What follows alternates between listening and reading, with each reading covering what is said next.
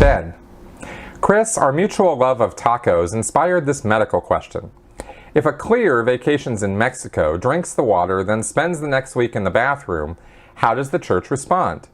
To be serious, are all routine medical problems, the common cold, food poisoning, migraines, Montezuma's revenge, quote-unquote, treated as spiritual transgressions? If a chef at a resort in Baja doesn't wash his hands properly, are you spending the next few months on the e-meter handing over thousands of dollars to find the true cause of your stomach bug? Thanks and keep up the good work. No, not really. I've talked about the various levels of PTS handling before. Let me just answer this briefly by saying that, okay, PTSness, or PTS, stands for potential trouble source and indicates somebody who has, been connected to a suppressive person in some fashion. I've explained this before many times.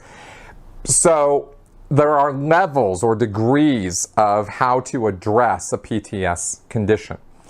If a person gets sick or is having accidents or gets a cold or something like that, or has some unfortunate circumstance happen to them, then they'll probably be labeled PTS by the church, and that label will stick until the person does some kind of handling and resolves the situation to their satisfaction and the satisfaction of the ethics officer.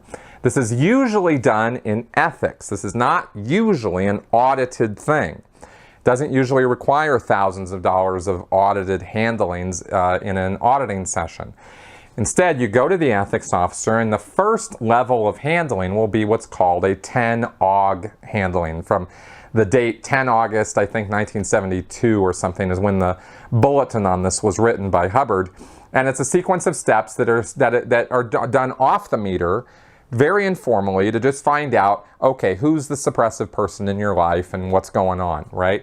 And if the person can spot it right there, oh yeah, it's Joe Schmo, he gave me a hard time at work and I don't like the guy and he's wrangling to get my job out from under me or something. Good, we found the suppressive person.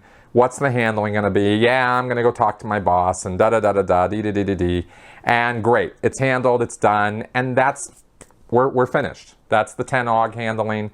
And usually the 10-AUG handling goes for an earlier time in your life when there was some kind of suppression on your lines, though. It's not just the guy at your work now. He's usually a restimulator, a person who reminds you of somebody earlier, and the 10-AUG tries to go earlier to maybe some childhood friend or enemy or frenemy or somebody you were connected to in the past who might have somehow reappeared in your life now through some way. Maybe you went to a class reunion. Maybe the guy called you up out of the blue. Maybe you've never disconnected from him. Maybe he's always been around.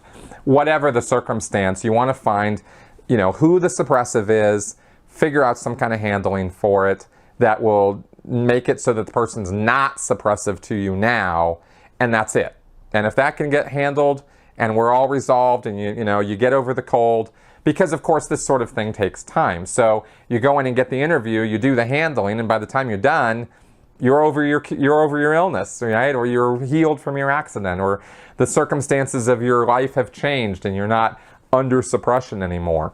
So that's usually how it's done. It's only when that doesn't work and the person continues to manifest problems, illness, injury, this sort of thing, that they will do further levels of PTS handling. And I am positive I've laid this out in earlier Q&A videos and in earlier videos that I've done. So you can do a search for those on my website.